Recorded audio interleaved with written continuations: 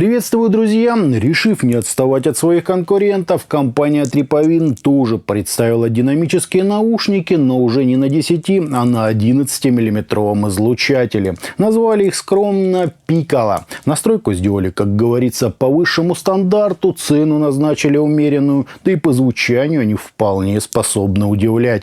Очень достойная, на мой взгляд, модель, на ней сегодня подробно и остановимся. Собственно, поехали!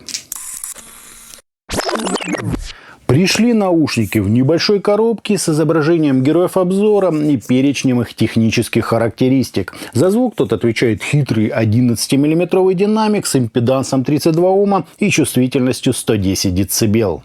В комплект нам положили гарантийный талон и лишь один набор белых силиконовых амбушюр. Кабель, как обычно, мусорного качества, о чем говорит его сопротивление в целый Ом на каждый из жил. Лучше такой, конечно же, заменить, например, на модульный ТРН-ТН. Сами чашечки здесь полностью выполнены из металла со среднего размера звуководом и двумя отверстиями для компенсации. Одно с внутренней стороны, второе смотрит, так сказать, назад. Внешнюю же часть оформили просто в виде волнистых линий. Сидит модель удобно, выглядит волнительно, да и со звукоизоляцией тут все в полном порядке.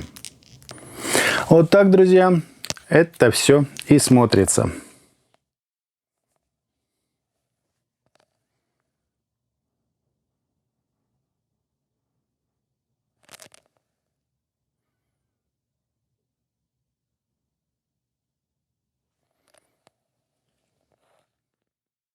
По измерениям у нас абсолютно стандартный импульс, незначительные расхождения между левым и правым каналом и искажения в пике, достигающие всего 0,1%, что прямо супер. Фаза ведет себя естественно, затухание на 30 и 60 дБ составляют где-то 80 и 98 миллисекунд без сколь-либо значимых возмущений. По АЧХ же мы имеем подъем низких частот на 8 дБ с правильным заходом на середину, чуть более выраженное выделение области разборчивости, пик имитации ушной раковины и еще один легкий пик на 8 кГц для усиления резкости звучания. Далее нам подсветили еще 12,3 кГц, дабы подчеркнуть высокие частоты и на должном уровне довести их до заявленных 20 кГц. Если сравнивать это с небезызвестными KZ-ZVX, то последние имеют еще больше баса и гораздо сильнее выраженный акцент на 8 кГц. Против CCAC и XS у нас тоже меньше низа и слабее акценты на средних и высоких частотах. А вот с дорогими KV-Ears Orchestra Lite они невероятно схожи, разве что без акцента на самом верху.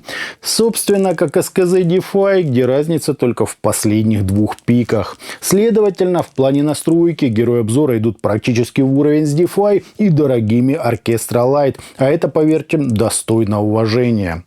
В плане чувствительности Piccolo оказались на одном уровне с Orchestra Lite, то есть им не нужно, как в случае с DeFi, какое-то особое усиление, а значит раскачать их может практически любой более-менее годный усилитель. При прямом сравнении же с этими DeFi герои обзора мне показались куда ярче, четче и выше в плане прорисовки нюансов. И вроде как все это позитивные черты, однако они немного смещают баланс с центра в светлую сторону. То же самое наблюдается при прямом сравнении с Orchestra Lite, которые еще более детальны, точны и лучше по передаче высоких частот, но при этом максимально центрированы. То есть, если вы ищете что-то поярче и легче на раскачку, чем KZ DeFi, то Piccolo именно то, что вам нужно. С басом здесь полный порядок. Он достаточно глубокий, собранный и с неплохо переданными текстурами. Ритм партии же даже чуть лучше выражены, чем у KZ DeFi, а середина слегка маскируется своей верхней частью. При этом она очень выразительна, с акустически правильной добавочной массой, легким аналоговым смягчением и немного приближенной к нам сценой. За разрешением эти наушники также не гонятся, больше уходя в макро, чем в микро. По мелодике, на мой взгляд, плюс-минус один уровень с DeFi и Orchestra Lite. Да, последние обладают особенным таким шармом и деликатностью, которой нет ни у DeFi, ни у Piccolo, однако в остальном вполне сопоставимы. Минус у модели 1 – довольно сильное подсвечивание высоких частот, а значит всяких тарелочек и трещоток, которые звенят не на фоне, как у DeFi и Orchestra Lite, а прямо, как говорится, в лицо. Ну и иногда в сомнительного качества записях проскакивало выделение свистящих, но то, возможно, косяки непосредственно сведения, поскольку бывало крайне редко. В остальном здесь отличные высокие частоты, на мой вкус, конечно, слегка агрессивные, но без перебора. Из стилистики брать их можно под абсолютно любые направления. Имейте только в виду их немного музыкальный такой характер. Если вы любите все нейтральное и мониторное, то герой обзора совсем про другое. С ними хочется двигаться или подпевать в такт любимому исполнителю, а не сурово морщить бровь, вслушиваясь, у кого там запотел гитарный гриф. А так я гонял их на роке, металле, разнообразном джазе, электронике и, конечно, всяких чисто акустических записях.